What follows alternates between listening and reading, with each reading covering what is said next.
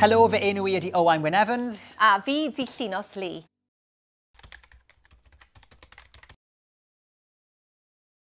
Mae rhan fwyaf ohonyn ni wedi clywed am y termau radicaliaeth ac eithafiaeth, ond mae deall y gwahaniaeth rhyngthyn nhw ychydig yn anodd. Mae adroddiad gan y Pwyllgor Dethol ar Faterion Cartref yn 2017 yn awgrymu bod radicaliaeth yn aml yn cael ei ystyried yn ddull y mae recriwtwyr terfysgol yn ei ddefnyddio I ddenu a pharatoi. Mae strategaeth y Llywodraeth ar gyfer gwrthderfysgaeth yn diffinio eithafiaeth fel gwrthwynebiad llafar neu weithredol I werthoedd sylfaenol y Deyrnas Unedig o ran democratiaeth, reolaeth y gyfraith, ryddid yr unigolyn a chydbarch a chyd-oddefgarwch o wahanol ffydd a chredoau. Felly, fel rheol, mae radicaliaeth yn broses yn hytrach nag yn ddigwyddiad, a drwy hynny mae unigolion yn mynd ymlaen I gefnogi credoau eithafol.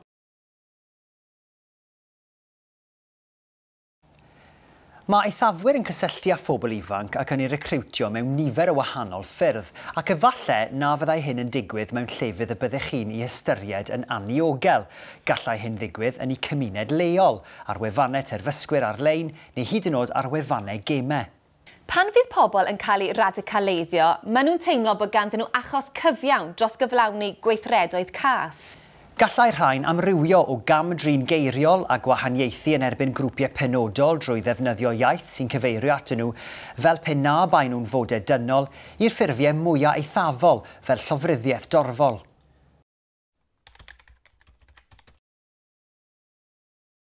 Felly, pwy sy'n fwy tebygol o gael ei radicaleiddio yn y lle cyntaf? Mae eithafwyr yn aml yn denu ac yn paratoi unigolion ifanc drwy dargedu I problemau personol. Enghraifft. Teimlo'n ynysig, hunan barch isel, pembleth neu ddiffyg synwyr ynghylch pwy ydyn nhw, neu ddadrithiad gyda gwerthoedd cymdeithas. Felly sut fath o bobl mae'r recriwtwyr hyn yn chwilio amdanyn nhw? Mae hyn yn amrywio'n fawr. Efallai ei bod yn dymuno datblygu byddin lle mae niferoedd yn bwysicach na phrofiad a deallusrwydd. Ar adegau eraill, maen nhw'n chwilio am bobl sydd wedi cael addysg dda, fel y daeth i'r amlwg gyda dacteg recriwtio ISIS oedd yn targedu myfyrwyr meddygol. Y rhyngrwyd ydy'r adnodd recriwtio sy'n cael ei ddefnyddio amlaf I ledaenu safbwyntiau eithafol a phropaganda terfysgwyr. Nid un llwybr yn unig sy'n arwain at radicaliaeth. Gall ddigwydd dros gyfnod hir, neu gall eitem newyddion neu ddigwyddiad penodol ei achosi. Os ydych chi'n amau bod radicaliaeth wedi dylanwadu ar eich plentyn, cadwch llygad allan am newidiadau yn ei ymddygiad arferol, fel sut mae'n siarad am y byd, enghraifft cydymdeimlo â grwpiau eithafol. Newid I ffrindiau, beth mae'n ei wisgo, a chreu hunaniaeth newydd ar-lein. Ddim yn dweud wrthych chi ble mae'n mynd na phwy mae'n mynd i'w gyfarfod. Mwy blin nag arfer. Mwy cyfrinachgar.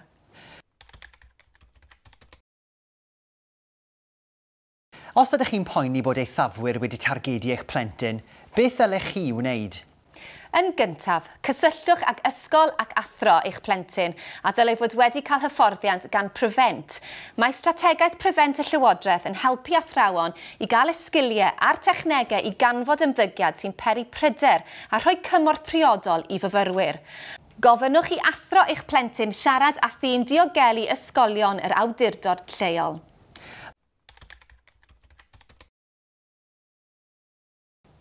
Mae cwmnïau cyfryngau cymdeithasol yn ceisio helpu atal radicaliaeth ac eithafiaeth rhag lledaenu ar-lein drwy adnabod ac atal cynnwys eithafol. Gallwch chithau gymryd camau I ddiogelu eich plentyn rhag cael ei radicaleiddio hefyd. Enghraifft, gallech drafod a dathlu diwylliannau eraill, felly os bydd eich plentyn yn dweud rhywbeth negyddol am grŵp crefyddol neu ethnig penodol, tynnwch ei sylw at agweddau cadarnhaol gwahanol grefyddau a ffordd o fyw.